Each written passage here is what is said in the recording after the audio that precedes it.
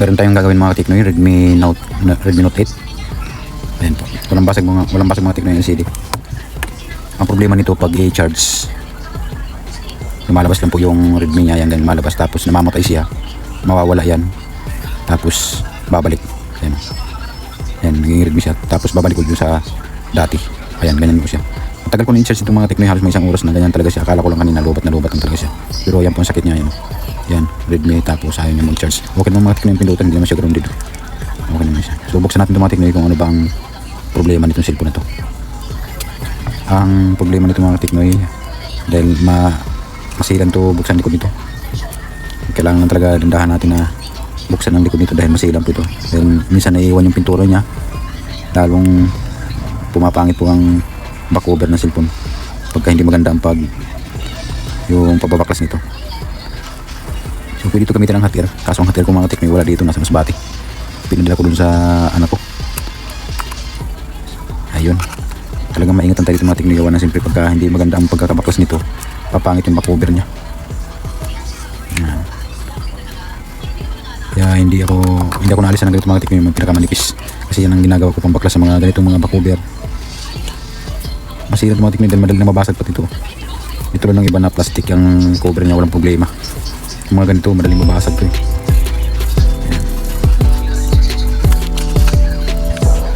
Ayan o, yan ang mga pintura niya naiiwan. Ayun o, ayan, wala na, lalo pumapangit na pagka ganyan.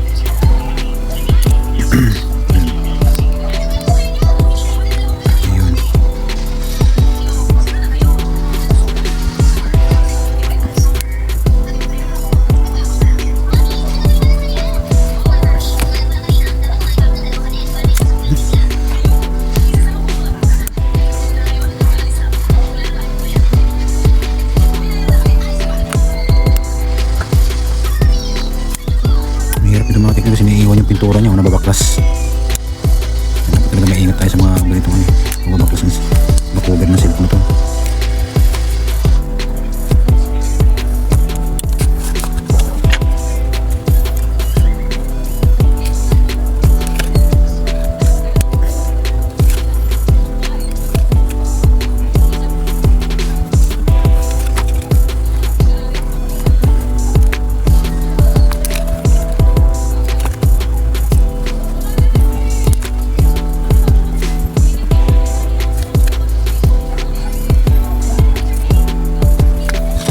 Ingat lang sa pagbabaklas. Tigas,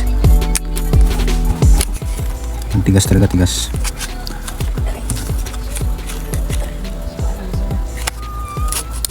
Yan.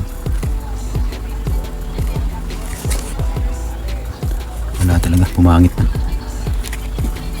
Oh, yun, nagpaiwan talaga.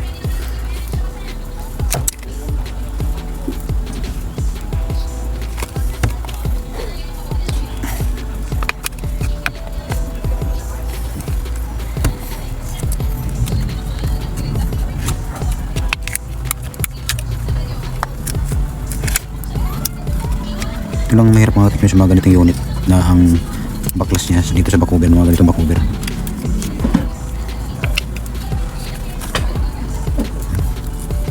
Ayun.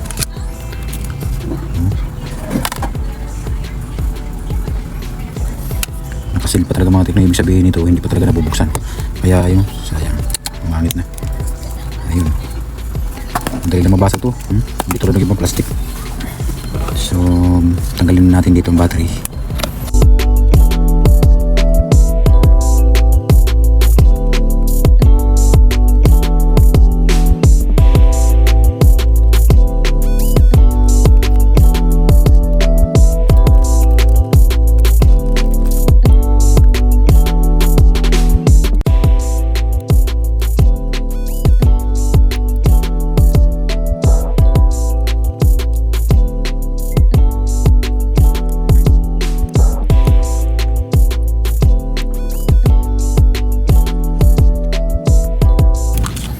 So mahirap talaga tanggalin itong mga Teknoy, dahil pagka tinanggal mo itong battery na ito, lalong mas masisira. So try natin dito. Ayun, ay katulad niya naputol. Putol na yun. Putol, wala na. Hirap na. Buksan. So tatanggalin natin dito, titignan natin ito mga tikno yung battery fuse niya. Ayan. Huwag natin tanggalin ng battery kasi pag tinanggal pa natin ito lalong masisira to.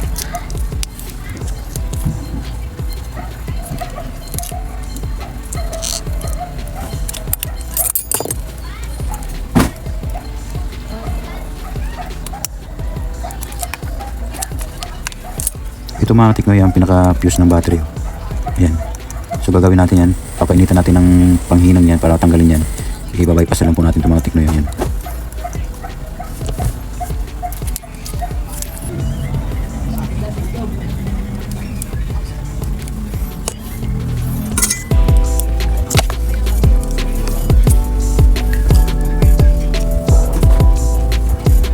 Ayun, natanggal na. Ayun o.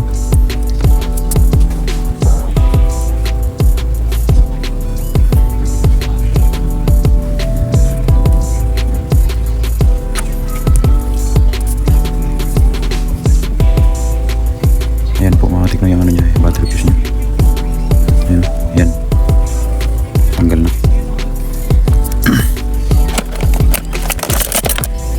So, lalagyan natin ng lid.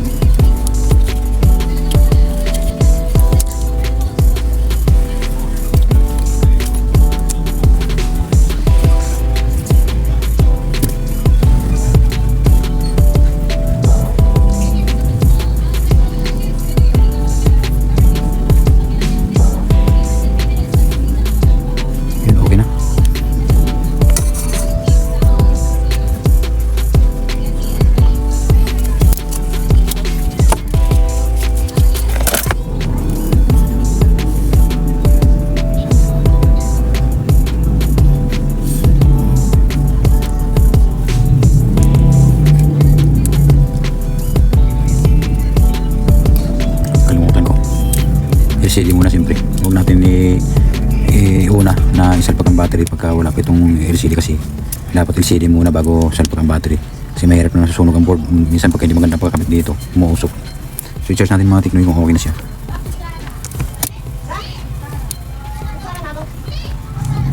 Ayun. Sana tumuloy na siya, hindi na siya mamatay.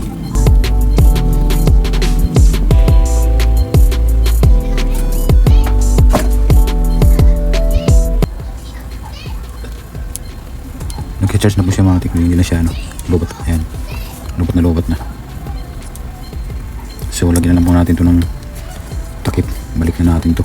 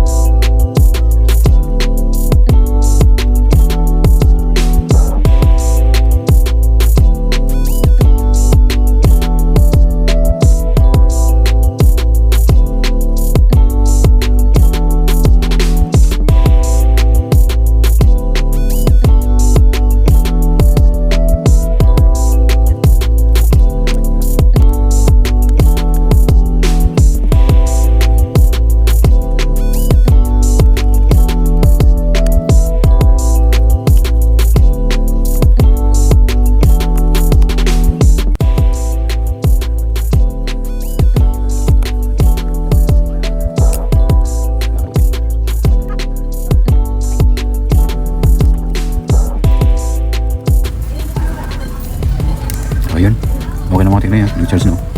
Nagdagdag na siya. Di tulad kanina, patay sindi, bumabalik siya sa dati. Namamatay, tas nabubuhay.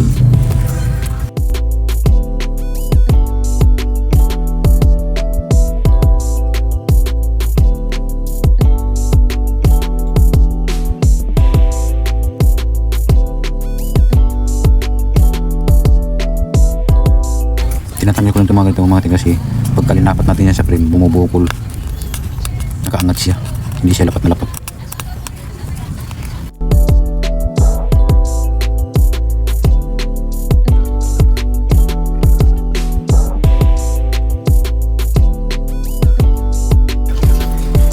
Nandito pa rin siya, pwede natin buksan to.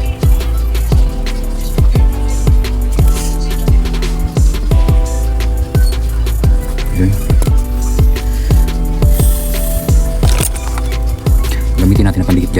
kulay puti.